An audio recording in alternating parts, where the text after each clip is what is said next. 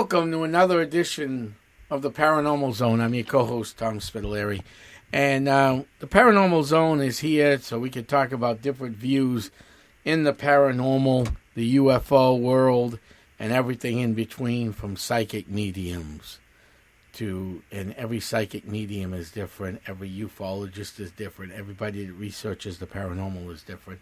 And that's what we're here to do, is bring this forward and actually educate our public that listens from all across the universe, actually the world. And you never know about the universe because the universe is really big. And I got my co-host, Bob, who's been with me since day one. This is our 36th episode. Bob, can you believe it? Welcome, Bob. And can you believe 36 episodes? I can't believe we've gone that far, yeah. It's been some great shows so far. Oh, yeah. We have some great shows lined up, covered down the road. Tonight we got a little different type of show, don't we, Bob? Why don't you explain tonight's show a little bit? Well, tonight it's Roswell Revisited. The story about Roswell is just so fascinating from so many different angles. Only in that it really kind of mirrors what's going on today with the government getting ready, at least, to admit to UFOs, UAP.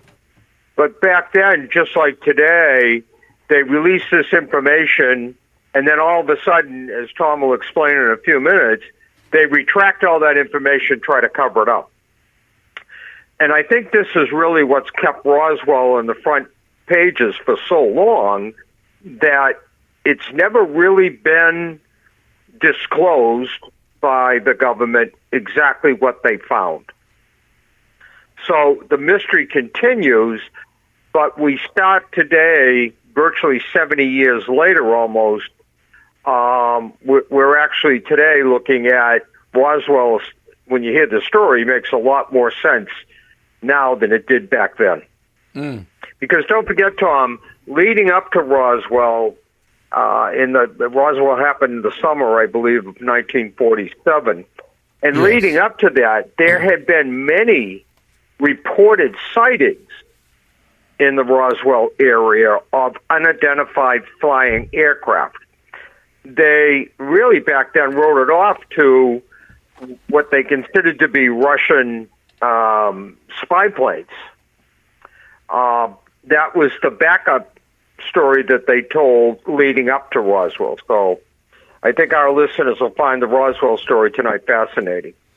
Yes, they will. And, you know, to add to that, years and so, I mean, this started the summer of 47. As we know, we're drawn into the Cold War, which played a big hand into Roswell.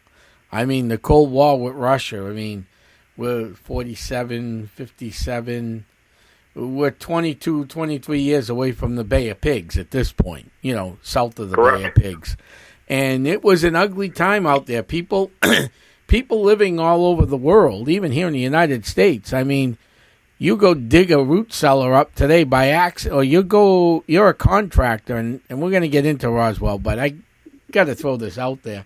Contractors are digging people's backyards today and going, what is this? Whoops, this was an old house. Oh, someone built a bomb shelter underground. I mean, today there was a big show. Today, modern day, there was a show on about 10 years ago, maybe 5-10 years ago, about people who built these impregnable shelters underground. Well, we've been doing it since the 40s. I mean, we didn't need a show about it. Now they're very technical, but back then they were just stone structures underground, some of them, and some had heating, some didn't, and whatnot, and some of them people made bigger, deeper basements. You know, I mean, so to get away with using Roswell as, you know, that was, a Russian spy plane. Well, no one knew what a Russian spy plane would look like, so you could get away with using that. Okay? Right. Before we get any deeper into this, and I didn't tell you this, Bob, because it just dawned on me going through my own brain. Years and years and years and years ago, I knew this guy named Steve. Steve is no longer with us. I'm not going to use his last name. He lived near Roswell. He grew up in Roswell. Okay? No, a very famous race car driver from like Western United States. Okay, at this, I mean, he didn't make IndyCar, but when it came to other cars, and he has cars in the Racing Hall of Fame and everything. Okay, great guy he was. Right. He told me some stuff that he had seen right around the time of Roswell, because he'd been out in the desert. He liked to roam the desert as a kid, sleep out there. A lot of people don't mind sleeping in the desert at night. It's cold. You're not going to die from, right. Because hypothermia. If you're dressed right, you're going to die from. If you're dressed wrong, you die from hypothermia. But it's not like you're going to cook to death, during the daytime. So people don't mind. A lot of people sleep in the desert. I mean, I've seen shows where people love sleeping in the desert at night because it's cool. You can adjust your body heat. You throw a heater in the tent, you're fine. But you don't want to be out there in the summertime, in the desert daytime, because it's too hot. So he saw a lot of stuff flying over Roswell. And what I found interesting when and we don't take, this show is not political, not at all. But then President Trump, obviously he got reelected, but then President Trump signed the bill to release the UFO stuff, right? Remember that? Right. What I was looking for, and other UFO researchers too, because not only do I deal in the paranormal, Bob, I deal in UFO and cryptozoology. So what I'm looking for was, we'll get back to Roswell because I do want to dissect Roswell, but what was the summer of 47? So this was June, July time frame. Okay, great. What was seen in May, or what was seen in September and October? Because remember, there were other months besides June and July. Same with Exeter. What was seen before and what was seen after? Same with the Benny and Barney Hill case. What was before, what was after? Well, they released 162, if my memory serves me right, official sightings since the 1960s. I looked at the paperwork, I read it all, I printed it out, I read it all and almost threw it away because it was a joke. I mean, it's a total joke. Where we live up this way, there are countless sightings. Right. In May 2024 in Greenfield, New Hampshire, not too far from here. June 2024, Lee, New Hampshire. April, Derry. Derry's not too far from here either.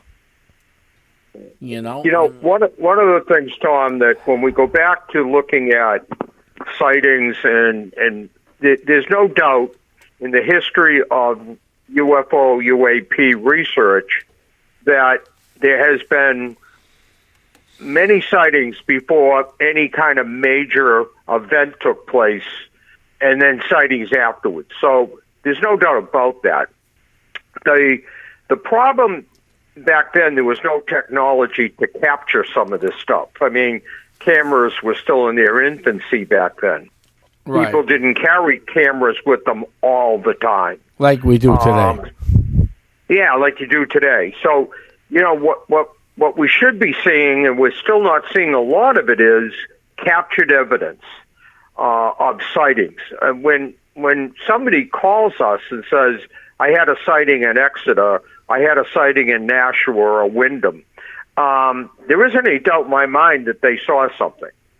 But it's so important for people to try to catch these kind of sightings on an iPhone or some sort of a camera, because evidence speaks for itself. I think that the government finds it easy to say to people, well, what you saw was this, or what you think you saw was that. But if you can actually capture the evidence of what you saw, that can be dissected by many different groups like ours to say, what are we looking at? So I encourage people, and we tell our team this all the time. There is no doubt when people tell us that they've seen a UFO or been visited or, worst case scenario, abducted, that we believe their stories. I believe everybody that tells me their stories. But again, there's nothing like actually looking at physical evidence. And today, almost everybody, and I know not every single person, but most everybody carries some sort of an iPhone today. So when you look at that technology, you're carrying around a movie camera, a recorder, and a regular, straight lens camera in your iPhone. So I encourage people to take many, many, many pictures of the sky at night, whether you're just a sky watcher or not, because you're going to catch something that can't be explained. I'm convinced of that. No, I agree with you 100%. I mean, just look at, and actually the site I got that information off of was 1021 The Shock. So, yep.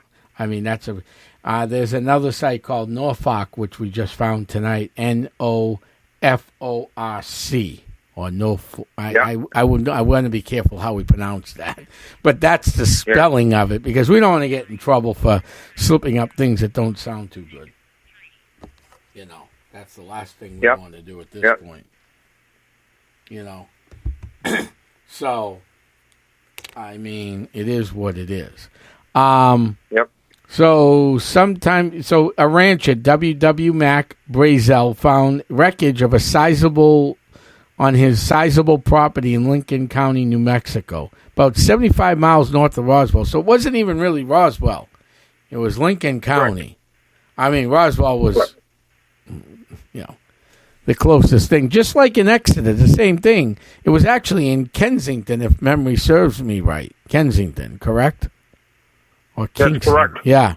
So, I mean... See, one of the reasons, Tom, I think it got called the Roswell incident is because Roswell Army Airfield was the military that first came on site, as you tell the story. Right. And that was called Roswell Army Airfield. And allegedly, as the story evolves, this is where they took a lot of the crash site stuff and so forth. So I think that's how it ultimately became known as the Roswell incident. Yeah, because this guy, Mac, went over to Sheriff George Wilcox of Roswell, right? And he brought, and then Sheriff Wilcox must have said, "What am I going to do with this stuff? I don't even know what it is. Let's go bring it over to Colonel William Blanchard, the commanding officer of the Roswell Army Field." Oh yeah, that makes sense. So then the RAF released a statement in writing. Many rumors regarding flying discs became reality yesterday when Intelligence Office of the 509 Bomb Group of the 8th Air Force of Roswell Army Field was fortunate enough to gain possession of a disc, although cooperation from one local rancher to the Sheriff's Office of Chaves County. So, I mean, so that's, some of the background behind it. And then, the release of that by this Colonel Blanchard, the very next day, yes, he says in his statement regarding the flying disc that became a reality yesterday. So he admits in the next day's statement, Tom, that he recovered a disc. Correct. Right? So correct. That is so blatant. And why he did it is still a big mystery in my eyes, because they had to be aware of the fact that we have something here that is unidentified, that we really don't know what it is. So I often wonder why this Colonel Blanchard released any statement at that point. Right. That's a mystery to me, because he clearly says that the rumors of the flying disc became a reality. Mm-hmm. He admits that they recovered a flying disc. I mean, that's what he admits. Now, but as our listeners hear the story, you're going to explain that they change it up pretty quick and try to cover it up. But therein lies the evidence, in my eyes, right there. I mean, and it comes from a colonel at Roswell Army Airfield. Correct. And then, so the next day, the Roswell Daily Record, which is their lovely newspaper, great paper, ran a story about a crash and RAFF's astonishing claim, which was the Roswell Air Force Base. But then, I imagine that Colonel Blanchard must have rode off into history in the dilemma of our government. Because the very next day, within reason, U.S. Army officials quickly reversed themselves on the flying saucer claim, stating they found debris was actually a weather balloon, releasing photographs of Major Marcel's posing with pieces of the supposed weather balloon in the debris field. Okay, so now, Mr. Blanchard gets thrown out by his superior because Major Marshall goes, "Oh, Marcel, we can't have this." And here comes the cover-up. It was a weather balloon. Yeah. Right. And again, a weather balloon with, as the story evolves, with dummies attached to it. Yeah, exactly. They kept growing the weather balloon, in my opinion, from a weather balloon to a weather balloon. Oh, wait a minute, we found some stuff around the site, to a weather balloon with dummies. I find that real interesting, and I'm gonna not diverse from this, but I remember when this movie first came out, called Independence Day. Remember that movie? Right. The first one. Yes. Okay. Yep. The government was not too happy with that movie. You know why? Because the movie stated that we had alien life forms hidden in military bases. They can't even crack that up to a movie and say it's a movie. They were so perturbed by it that they really went after the crew. I don't understand. The movie's a movie. I mean, Russia did the same thing with Star Wars. They honestly thought we had a Death Star up in space. Right. Which I thought was comical at the time. Still today, I think it's comical. But they have weather balloons attached with dummies to it. I mean, how much ridiculous is that at this point? I mean, that is totally ridiculous.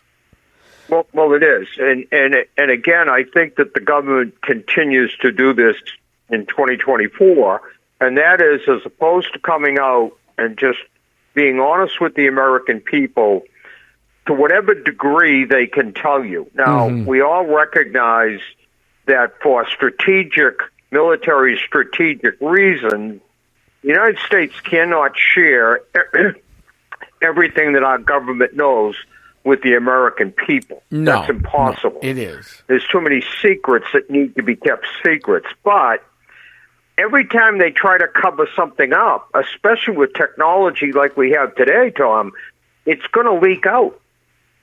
It's just going to leak out. And once it does, you're better off just coming Coco and saying, okay, here's what we think we have. This last episode that we went through, I'm going to say less than a year ago, with this unidentified flying object that they then said it was definitely a Russian balloon and so forth and so on. The government never really came out and defined later on exactly what that was. No. They kind of let that just twist in the wind there and say, well, we know it was a balloon and it's not a big deal. They didn't capture any really important data and so forth and so on. But I'm not convinced today that was a Russian satellite balloon. No, and then to make matters worse with Roswell, so in 1947 they first claimed it was a saucer. Then it went to a weather balloon, and then in 1994 the U.S. Air Force released another report saying, well, we could see that the weather balloon story was bogus. No fooling, Sherlock Holmes. And in 1994, they came up with an explanation. The wreckage came from a spy device created, a spy device created for the Unitel and classified Project Mongol. The device was connected to a string of high-altitude balloons equipped with microphones and was designed to float feverishly over Russia, detecting sound waves and a stealth distance. So they had, so now we have something different. They didn't mention in that report, though, they forgot to mention something.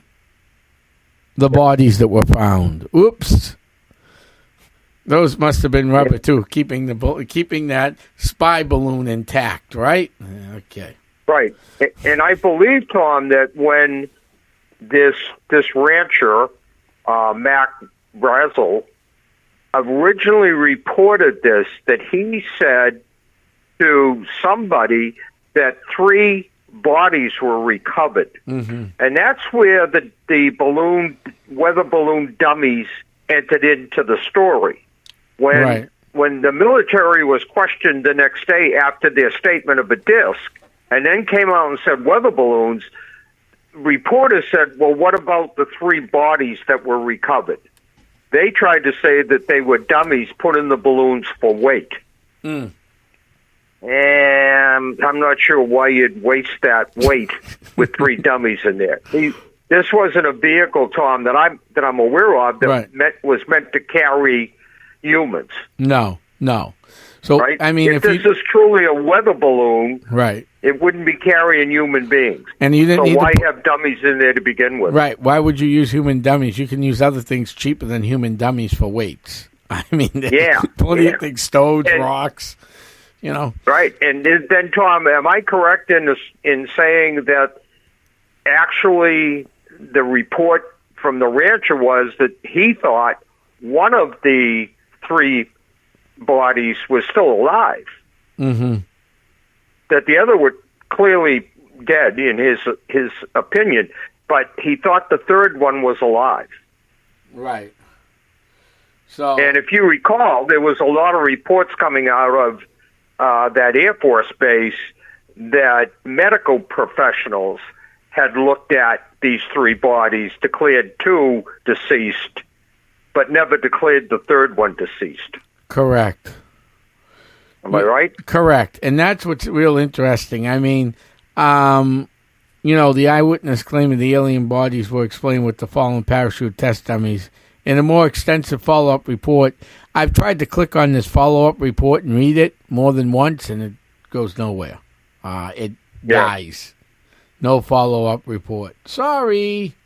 So now let's bring in people, that know a little bit about space. So they would talk to this guy who was a retired curator at the Division of Space History for the Smithsonian National Air and Space Museum, and closed most of the remaining questions. He said those 2 reports closed most of the remaining questions. I'm not sure if any report will close any questions on Roswell. The story has been resolved, this guy said. He absolutely, every question has been answered. I can't say that, but not sure, and this is a quote from him, I'm not sure if there are significant holes. We're not sure. They still haven't really explained the bodies. Right. And now you see what they're doing here is they're doing a switch and bait. They're now trying to say, well, we said it was a disc to cover up. It was really a spy balloon. Mm. So kind of a bait and switch, right? Because now they got 2 stories out there.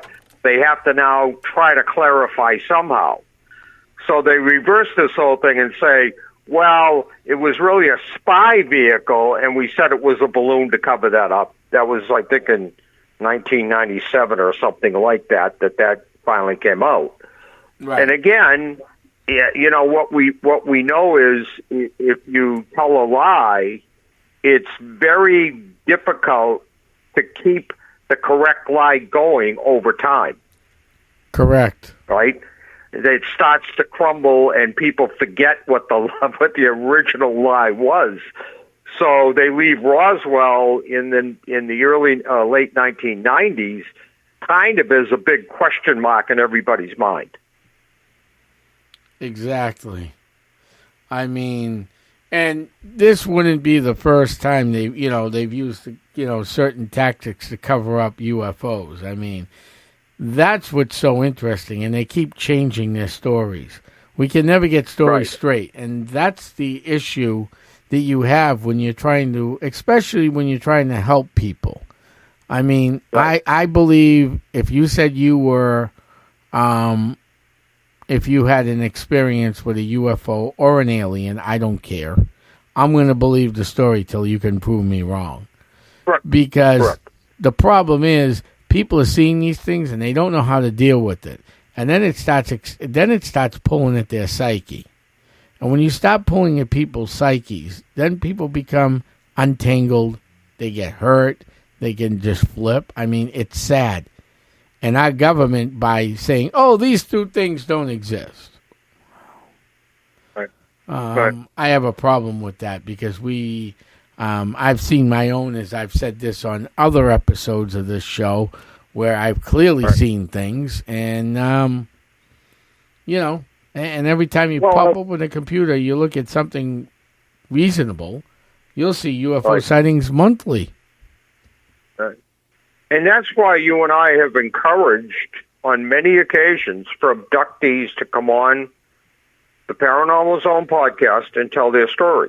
Because, and I know how difficult that can be for people to recant and, go back over the fact of what happened to them. It was very traumatic. But it's so important that they do that, Tom, because, the old cliche, right? You're not out there alone. There are others with you. And there are people that have been abducted that never, ever get the chance to talk to other abductees. But the only way we're going to crack that code is if somebody comes on the Paranormal Zone and says, "I will tell my story." Now, you and I have agreed with people that we've talked to come on anonymously. This is not about outing somebody, and it's not about challenging somebody. Nope. It's about starting the narrative of people that were abducted to find out why are they being abducted, what long-term effects, both mentally and health-wise, is this having on people. Correct. And obviously, at that time, 2 hours west of Roswell was the first atomic bomb was detonated. That's correct. Ongoing atomic research at Los Alamos. So, of course, they, and they were also testing captured German V-2 rockets at White Sands, which isn't that far from there. So, I mean, there was a lot of stuff going on in that area. So you could see why the government would want to get rid of the UFO thing relatively quickly, because they didn't want to deal with the White Sands and everything else being, Right. Another thing, too, that most of our listeners, or at least some of them, were probably not even born back then. But you had to understand that under Truman, all the way up through Kennedy, that there was a potential at the time of space travel. Kennedy was very active in maintaining whoever conquers space controls the situation. And to a point where back then in the 60s, governments agreed to do partnerships in going to space because for that reason. But they also recognized that the space program back then was probably going to encounter UFOs or even aliens at the time. I mean, Jack Kennedy admitted that there was a very good chance that there was life out there beyond this big blue marble we live on. Correct. And I'm always amazed when people don't believe there's any chance of that. It's mind-boggling to me that you would think that this planet couldn't exist somewhere else in our solar system when there is virtually billions of planets. Oh no! I mean, it's ridiculous to think we're the only people out there. If you believe you're the only people out there, then you really need to look at things because we're not the only ones out there. I mean, it's proven fact over and over again. And I hope to one day get this person on where there is a belief in the field that, they're doing experiments on us when we're being abducted. And some of them are sexual and reproductive. And this is what you and I are trying to accomplish with our project, is to start to track consistencies between abductees And that's going to be the only way for us to get to the final answer. Because if we can interview 25, 30 abductees, and they all have 6 consistent points that were done to them during abduction, then through other experts, it won't be me for sure, because I'm not that bright. But I think when other people look at data like that, they're going to be able to say, this is what the aliens are looking for or at. One of the big things that we've heard from a lot of, you know this, you've talked to enough abductees, that reproductive systems are very important to them. And you have to sit back and ask yourself, why? Why, if they're so advanced and more advanced than we are, why is reproductive systems important to them? Because if there's alien life out there, and I believe there is, then they're reproducing. They have their own reproductive system. So why are they interested in ours? But we don't have enough data collected from abductees to get consistency between stories. That's our problem. Right, and you have to wonder if that will ever happen. You really have to wonder. Yeah. I mean, you really have to wonder. Yeah. Here's another what-if scenario. What if what they're really looking for, Tom, is that they're such an advanced race that we are. They're so far ahead of us.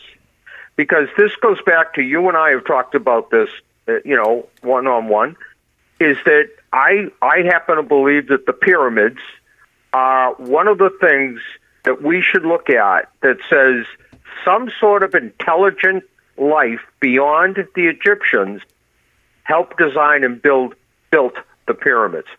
So if this alien life form that's been out there for thousands of years, what do they gain from us? What are they looking for to say maybe their civilization is deteriorating over all these thousands of years? Maybe they're trying to figure out how to make their planet healthier. I think we just assume that abduction is evil, because of the traumatic experience people have that have gone through that, right? Correct. But what if it's more of an educational tool and it's being performed in their environment, not us?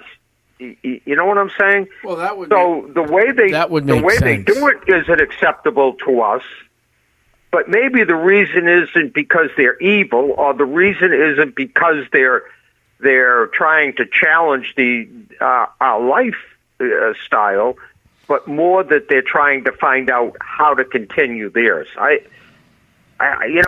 hope we find the truth someday. I truly do, because I think it's one of the most interesting things that a novice, and I truly am a novice, I am not an expert at anything, but truly novice can get involved in if you really, really like research and you really, really like trying to figure out very complex problems. PhDs and scientists and everyone else is trained to do that. Right. Now, most of us, Tom, aren't. Right. Now, the other thing that I find interesting going over the Roswell thing, right? Yeah. All right. So, forget the Russian thing, because that doesn't even exist. I mean, that's just them throwing smoke, okay? There's another theory out there that could explain the wreckage, okay? Jesse Marcel Jr., the son of the intelligence officer named in the initial press report, okay? Yeah. According to his new book called The Roswell Legacy, his father brought some of the wreckage home with him. Doesn't that sound like if something of interest? Because doesn't sometimes these big cases, police officers, military, bring home what I would call, let's not call it evidence, we'll call it memorabilia from the accident. How's that sound? Yeah. No, you're absolutely right. And by the way, the gentleman that originally, the rancher that found it, said that he saw metallic rods laying on the ground that had foreign descriptions, writings, pictures on them that nobody could define. And I believe, I could be wrong, but I think this Marshall Jr., the son of that intelligence officer, had one of those pieces of metal. Yeah, he did, because the son debated the debris before he took it to the base. So Right. he wrote that it was a metallic, and he could see what looked like writing. At first, he thought it was Egyptian hieroglyphics. Correct. Correct. Yeah, you're correct. I don't know anybody that could write an Egyptian hieroglyphics, even today, never mind in 1947. I mean, that makes no sense. So, I mean, this guy saw something in there, and there were no animal outlines or figures. They weren't mathematical figures either. They were more like geometric symbols, squares, circles, triangles, and pyramids, and the like. Yeah, this kid was only 11 how at the pyramids seem to be involved in a lot of the physics of UFOs, aliens, the UAPs. That pyramids seem to be the center there for some reason. And you wonder if all these thousands of years we've missed the connection between the pyramids and the actual life in other universes. Well, that could be too. And the other thing we're missing out here is, what does Roswell, Exeter have in common? Oh, good point. Good point. Military bases.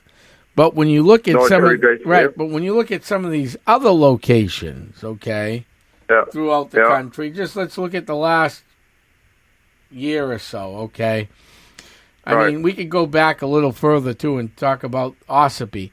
They found a cornucopia of bodies there, supposedly. Supposedly, someone thought it was an old human race. Some people I read in research think it might have been aliens. There are hieroglyphics under the lakes in caves of UFOs shooting in and out of water, okay? Now, let's look at that real quick. So now we have Pease, we got Ossipee, and then, of course, we got Roswell across the world, across the country, right? So Roswell has ties to what Pease is a military base, okay? Now, the Ossipee mountain range, what would the aliens doing around there? Well, those were volcanic mountains. That's how Ossipee was formed, those mountains. That's why people don't like climbing the Ossipee Mountains, because they're straight up. They rather climb Mount Washington, that's higher, but it's angled up. It's still got some straight peaks and stuff, but it's a lot easier to climb a mountain on an angle than it is going almost straight up. Those are volcanic. I mean, volcanic, volcanoes, you've seen them explode, and they rebuild lands. They built islands. I mean, when that stuff hardens, the volcanic.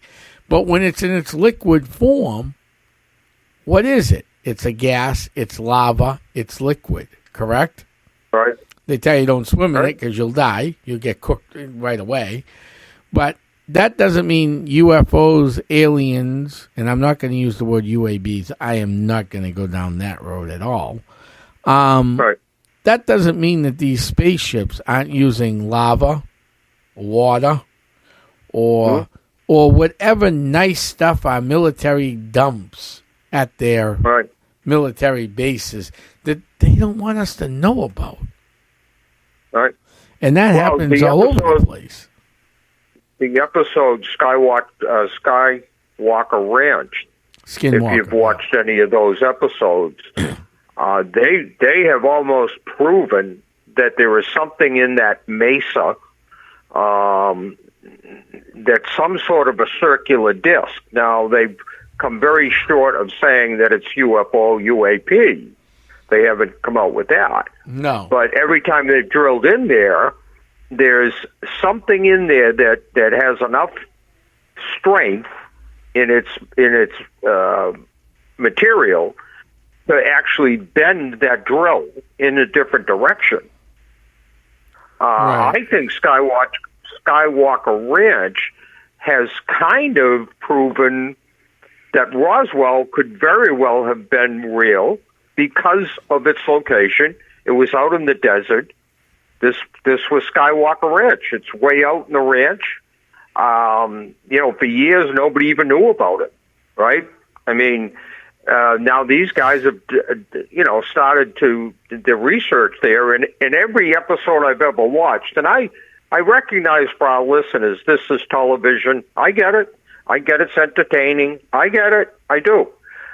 But there's a little bit of truth to everything you look at, frankly. That's what starts a story off, is a little bit of truth. Right. And I recognize that they have to make a show every week, and they have to produce a show and pay people and everything else.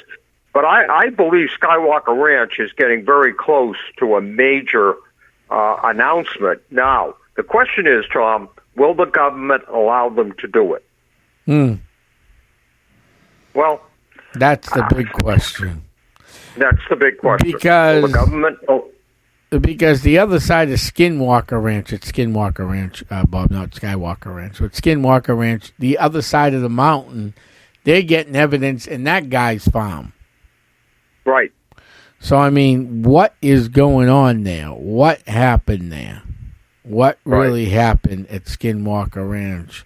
I mean, I haven't been keeping up with the episodes. But what really happened there is a big question. It really is a big, big question. Correct. And you know what, to your point, and you've done more research probably in the New England area than most people have. Certainly, I have a lot of respect and love for Mike Stevens. Mike Stevens, in my opinion, is one of the most the best expert on UFO, UAP that we've seen in New England. Correct. But you yourself have done a lot of research, and you have actually found triangles right here in New Hampshire. Correct. That is correct. Let's put it this way. I mean, it started off with me in the Ossipee area finding out about the Ossipee Triangle that was coined by Lauren Coleman, the famed cryptozoologist, okay? And the Ossipee Triangle is real interesting. Now, I'm a historian and a researcher. Yes, I am a paranormal investigator, and I do cryptos and UFO stuff, but my background is historical research, okay? So if you're doing historical research on an area, and an area goes from Salem, New Hampshire, all the way up to Jackson, all the way back down to Rochester, and then back to Salem. That's a lot of land to investigate and research. It's humanly impossible. I understand why Lauren did what he did, and I can respect it. He started something, and now we need to finish it. So within that triangle, correct. How many military bases are there? We know that there was Pease.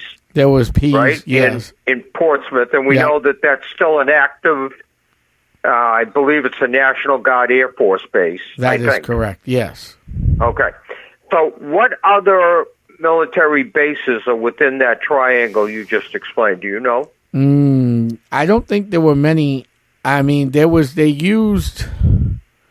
right outside of Jackson, about 30, 40 miles the other way, there was stock, which was used to store prisoners during World War II, German prisoners out there in Stock, New Hampshire. That's the only one I can think of for Air Force or any type of military base in New Hampshire. But, but in that same area, there's lava flows, there's a lot of water. Right. And, and some of that area is volcanic. We don't know what's running underneath the earth over there as far as ore is concerned. There were silver towns in the northern section of the triangle that don't exist anymore. So there's a lot going on in that triangle, in that area. And that's why I broke it down to the Sandown Triangle and the Salem-Wyndham-Derry Triangle because it's fascinating. The Salem-Wyndham-Derry Triangle, there's been at least a handful of UFOs, more than a handful or two handfuls of Bigfoot sightings. Now, let me just clear up the Bigfoot stuff. I know we're on the UFO topic real hot tonight, and it's an excellent topic. But a lot of the Bigfoot sightings stopped in New England in the late 70s, early 80s. Once in a while, you'll hear some wood knocks that I get reported from people that I trust in the Ossipee Triangle. But they're not as prevalent as they used to be in parts of the Triangle because we as humans have done a great job in, developing the area. So when you develop that, but UFO sightings have been seen off of Route 16, 302 and 16. 16 seems to be the hot spot. And the reason why 16 is a hot spot is a lot of it's still dark at night. And Route 16 is the major thoroughway from southern New Hampshire to northern New Hampshire. 93 is your big one. That's the tourist road. I call that the tourist road. You want to get there quickly and not enjoy New Hampshire, you take 93, you'll get up to North Conway in no time at all, and you can buy all the candy and take all the train rides you want. But if you really want... All the souvenirs. Right, all the souvenirs, right. And nothing against those places, because I love those places. But if you really want to take New Hampshire for what it is, you want to get on Route 16 down on I-95 and drive all the way to the top. Yes, now it's more developed since I was a kid, because I remember going up in the Ossipee and seeing now what was woods back in the 90s is now supermarkets and strip malls. But I imagine since you were young, since you are a little bit younger than I am, you probably remember when there were a lot more woods up there. And who wrote... Listen, Tom, I remember when we used to go up by Stagecoach. Oh, yeah, Stagecoach. Tom, let me ask you a serious question. Yeah. Because I know you're an expert in this area. What makes Wyndham-Salem Triangle so active? Well, that's real interesting, okay? I mean, were there military bases there? Not to my knowledge, okay? Not that I know of either. Right. But let's look at this area, okay? This is, to me, one of the most interesting areas, Salem, Wyndham, and Derry, okay? So we have America's Stonehenge in the triangle. Okay. So that's number one. Which dates back quite a number of years. Yes, 4,000 some odd years old if my head is serving me right, okay? Correct. So that's number one. So we have Stonehenge. Number two, this area was well renowned for Native American attacks, not just on colonial settlers. There were Native American villages all over Big Island Pond. I've investigated many homes around Big Island Pond in Derry, okay? Yep. And there's a lot of activity. Now, I always get this guy's name wrong, so you can correct me on this one. We also had an astronaut living on an island in Big Island Pond. From the early space exploration. I have to wonder, with him living there, if this wasn't another reason why this area is huge in UFOs. I believe he lived in Derry. He lived in Derry on Big Island Pond because I knew he lived in an island on the in the lake because he was actually you're right. He was right across from my great aunt's house. Almost. But it seems that Stonehenge, I mean, if you just looked at this as a complete amateur, you would think that Stonehenge would be the draw card there for some reason. Right. I'm not sure if that's the draw card. And now, obviously, we have an airport in Londonderry, But is Stonehenge... The airport, you mean the one in Manchester? Manchester, yeah. But that's in North Londonderry, isn't part of it, if I remember correctly? It's right, it's right on the line. I mean, half of it, I think, is in North Londonderry. This is just an area that's a hotbed, and it could be Stonehenge as part of it, because we really don't know the history. I mean, Stonehenge has done a great job. The Stone family is an excellent family, done a lot of research. I watched this thing called Unearthed Mysteries once. It was an archaeology show on the Science Channel. I got caught in a blizzard at home one day. I was so bored, I just was, okay, Star Wars is over for the day. Let's see what's on. And I find this thing on the Science Channel and about archaeology. I went, this is pretty cool.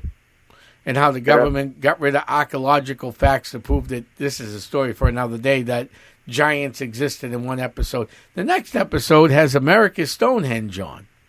Well, I only live 10 minutes, 15 minutes from there, max. I'm going to watch this. They believe there were ley lines. Now, ley lines are energy lines, okay? And there are a lot of ley lines in the Ossipee Triangle all over the place. But what's interesting about the ley lines with Stonehenge is it connects America's Stonehenge to England's Stonehenge. On one side. And then the other ley line goes from America's Stonehenge to downtown Tripoli. Wow. And then there's a ley line that goes from Tripoli to America's Stonehenge. Now, what does that lead me to believe? So, who was here? We know we know for sure there have been Native Americans on this continent in the area we're living in. You, me, what we call New England for over 8,000 years. They have found artifacts that are 8,000 to 15,000 years old. So we know there were Native Americans here. Okay, 8 to 15,000 years old. Amazing. Right. Okay? Yeah. Amazing. But what else has been here? We got Stonehenge. We have another thing that my tech manager and I have thoroughly investigated, and we are going back out near you, the rock shape there that's tied to Stonehenge, but that's only 1,400 years old. Right. What was the name of that thing? I just drew a blank, Bob. You need to bail me out on this one. I know what you mean. I can't think of it. Yeah. The round stone thing. So, my tech manager, who was on just recently talking about the technology of UFOs, we found iron ore and everything. We took soil samples and everything. So, and we also know for fact that the Portuguese came up the Merrimack River and settled in Westford, the Westford Knight. Okay? Right. We don't know the exact age of the Westford Knight. Okay? We also have nomadic burial grounds in Newburyport called Viking burial grounds. The Vikings have been coming even up the river and all over New England for centuries before Christopher Columbus settled America. Okay? Right. So what's really been here? Has someone from Tripoli been here? How old? What were the first European settlers? We really don't know. We know Christopher Columbus because he actually wrote everything down, and so he's been titled with settling America. Great. He wrote it down. That takes a lot off of my head, let me tell you. But what was here before that? Were the Scandinavians here? They were. Were natives here? Yes. Was there a land bridge connecting the Americas and England and France? There was a land bridge that connected from Russia to Alaska, and then from Maine probably out towards that way, Greenland or something out north. So what was really here? So who was here first? Who built Stonehenge? Was it Native American? Was it some verse of Europeans? Who built all these beehives? That's what it's called, the Danville Beehive. I knew it would come back to me. Who built all those beehives out there? Who built those? I mean, there's iron ore. The stones give off electric-magnetic fields. We've done the research using very high-tech equipment. So what is out? Who put Stonehenge in? Was it alien base? Was it the the people from Tripoli, trying to think of the name of the early settlers there. I'm drawing a blank right now. But who did this? And that's what I'd love to find out. And if anybody wants to come on this show and talk about this stuff, get a hold of us, because we would love to have you on, especially if you know more than I do. And I don't know a lot. I know a lot, but not nearly a lot as a lot of people out there do know. The other thing that would be interesting, if you went back 4,000 or 5,000 years ago, if you by intelligent life existed in other universes then, and they visited this planet before it was really inhabited to any degree, was there natural resources within this small triangle of Salem-Windham Triangle that at the time they were mining or needed for energy or whatever the case might be? Well, it would be interesting to see if that's the reason there's still activity there. Right, but the thing we got to remember, too, about 10 million years ago, 11 million years ago, the Wisconsin ice glacier receded. They carved out this area of southern. Right. So basically, the Merrimack River, for everybody that's listening local, the Merrimack River now goes from the mouth of the river up near Concord and Bow out that way. It marries at the of the Merrimack between Winnipesaukee and the Pemigewasset, where it meets, and it comes down, okay?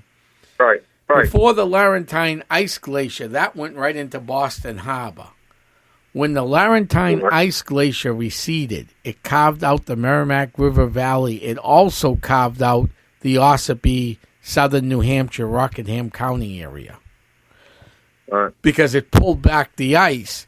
They literally, about 15, 20 years ago, found at the bottom of the Georgia banks, which is where we get all our fish from, that we buy at the market, they found mastodon skeletons there, which leads you to believe what was there before then. Probably a big open field.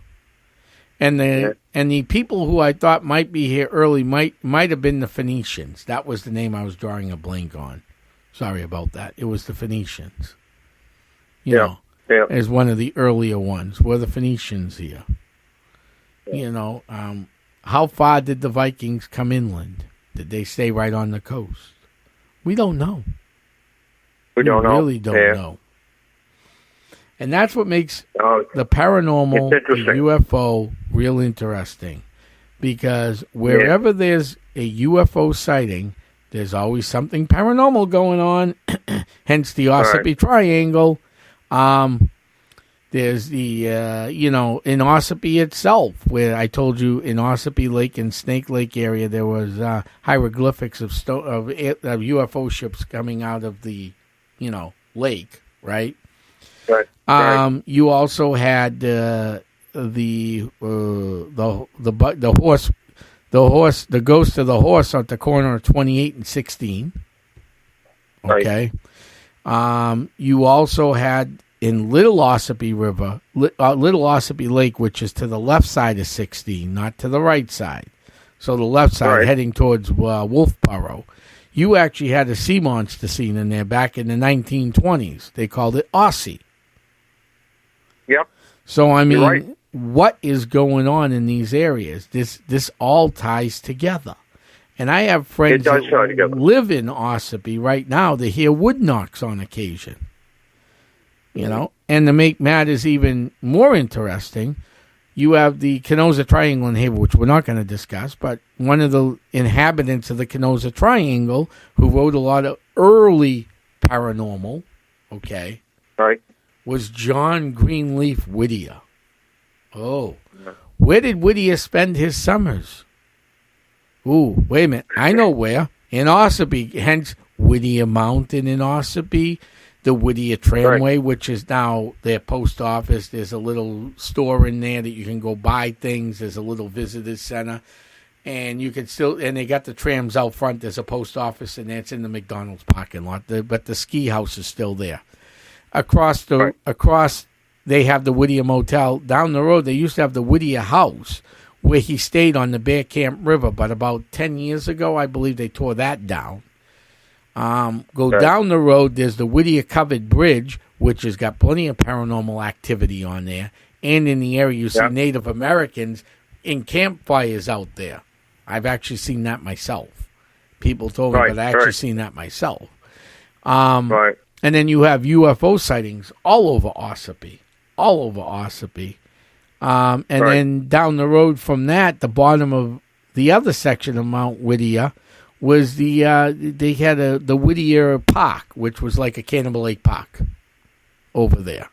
And the train station, which just sold privately, was called the Whittier Train Station. I just saw that on one of the Ossipee pages that someone purchased the train station. Oh, no kidding. They're going to keep it. Well, the train don't run there anymore, but I imagine they're going to probably turn it into some type of housing, but probably keep the outside looking like a train. That's what most people do who buy those, like a train station. Just turn the inside into housing for them. Right. But we don't know what's going to happen yet. That was just somebody's guess on Facebook on the Ossipee page. So, I mean, and then you have further, not too far from Ossipee, you have the legend of Chief Chikora, who was killed his kid was killed, and then he went up on the mountain and killed the white settler. And that place is very mystical and haunted. So, and there have been many UFO sightings in that area. Yeah, and again, what ties it together is both the water, the size of the lakes that are attached to it, and the mountainous ranges. Right. Right, where, I mean, a UFO could fly in and out of without being seen, depending on its speed and so forth. So there's always that part of it.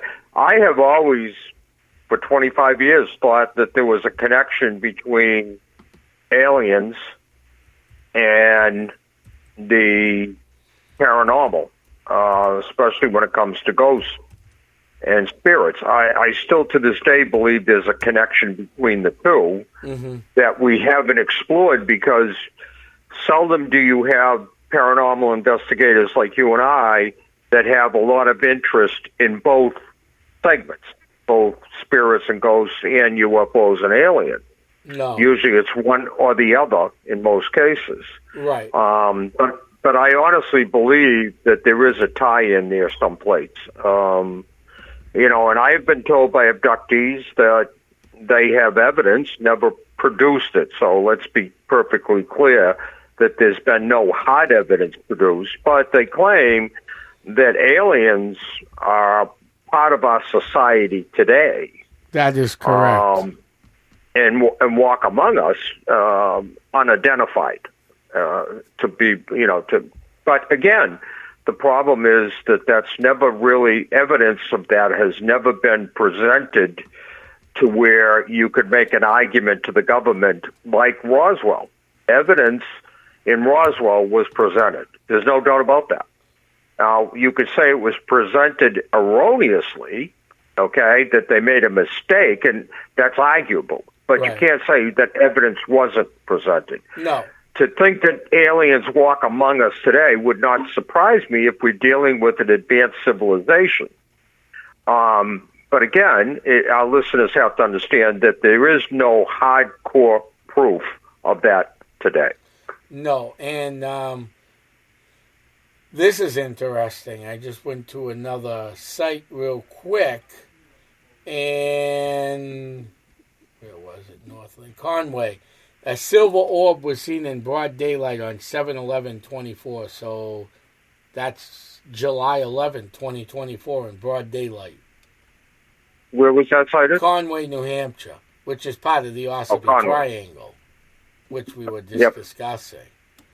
See, the other thing about the mountainous ranges going north, and Winnipesaukee area, is that when you get up into those mountains, there's very little ambient light. Correct. To distract your eyes. So I've spent a lot of time over the years in the White Mountains, not camping like Mike Stevens and so forth, or Jason Morse, who was an expert in Bigfoot, but certainly spent time in the mountains. And at night up there, when you look up at the sky, it's a whole different vision of the sky than it is if you're in Haverhill or you're in Salem or Wyndham or wherever. You know, for sure. So you see without the ambient light distracting you, you see clearer what's up there. Right. What's clouded some of these UFO UAP sightings recently is satellites. Mm-hmm. There are virtually thousands of them up there now, and they move. Right. They move. And this is why what you need to be doing if you're like I am, my hobby is sky night watching. Okay, I love it. I have a telescope and high-powered binoculars and everything else. But not everything that moves up there is necessarily a strange alien vehicle. Correct. But you have to, Tom, as you well know, it's like doing an investigation on a haunted house. The people tell us it's haunted, we go in there, but you've got to do the legwork and the groundwork and the investigative work to separate the two, to find out, okay, what is going on in this house versus what we think is going on in this house. Mm-hmm. And that's why teams like you've put together, and I applaud you for that, on the UFO side of Essex County Ghost Project, that whole project is meant to uncover through all kinds of we're going to do all kinds of investigative work, all kinds of capturing evidence and treating the evidence for real. Is this a satellite or is this an unidentified flying object? Right. Now, what I just found interesting, back on 6/30/2022 in Jackson, New Hampshire, which is part of the Ossipee Triangle, right? A bright white triangular object appeared in the sky above the line, moving in a horizontal trajectory, and then disappeared. Okay. Yep. You see that all the time. No big deal. Right? On 7/2/2022, so what's that? 2 days later? Right. Maybe 3 days, depending on, because we have to look at the 3 calendar. days, yeah. We'll say 3 days. Yeah. In Glen, New Hampshire, on Route 16, circular size of two sets of lights, possibly strobing, hovering above 40 or 50 feet. Right. Okay, so that was on 7/2, correct? Right, a couple days later, correct. 7/7/2022, North Conway, New Hampshire. Not too far from that area. An object flying south at low altitude. That's all it says. Right. But I find that real interesting. Right. And see, the documentation of that is important. It's important. The dates become important. The time of year becomes important. The environment of that time of the year becomes important. The coordinates becomes important.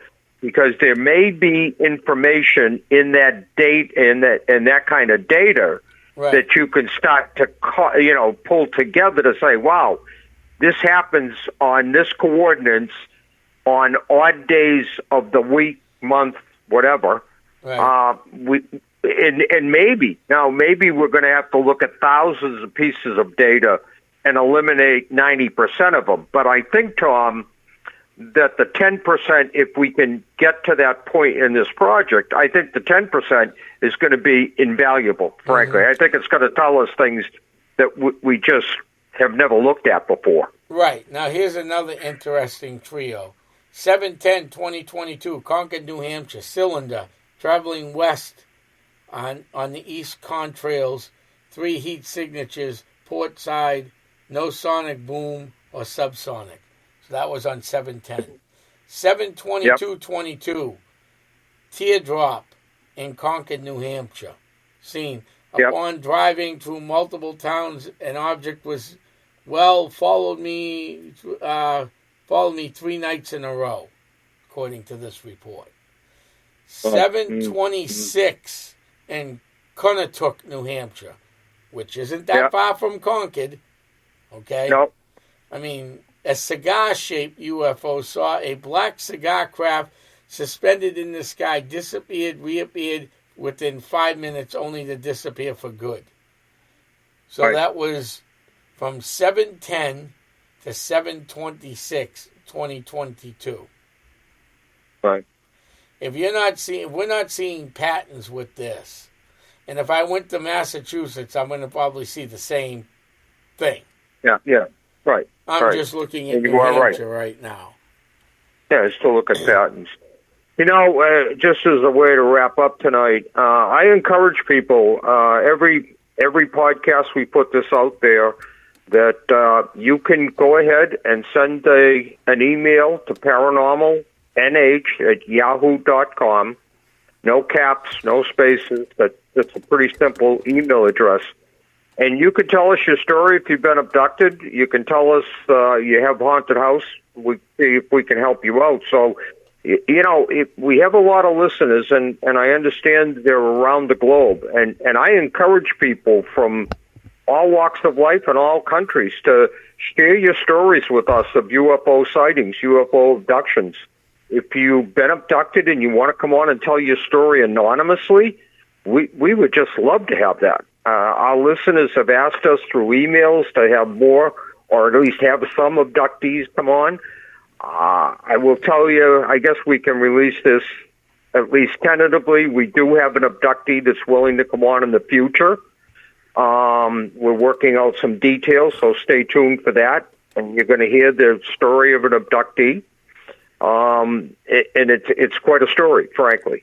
But we're really working very hard to get more people to come on and do this. And if your house is haunted, come on, send me an email. We'll have you on and tell us what you're experiencing so our listeners can hear it. That's what this podcast is all about, giving a voice to everything that's paranormal. Correct. And if it's that bad, your house is that bad, give us an email. We'll not only have you on, but we'll try, if it's reasonably local for us, we'll come out and help you out too. So right. Exactly. Hey, great show tonight. Great show. Yes, Bob. Thank you very much, Bob. Thanks for tuning in tonight. I want to thank everybody across the globe, the big earth, the oceans, from here to Maine. Across the pond. Across the pond to Europe. Even over to England and France and Scandinavian countries and, all the way to Alaska. I want to thank everybody for tuning in tonight. Thank you very much. I'm heading back to my crypt. Good night, everybody.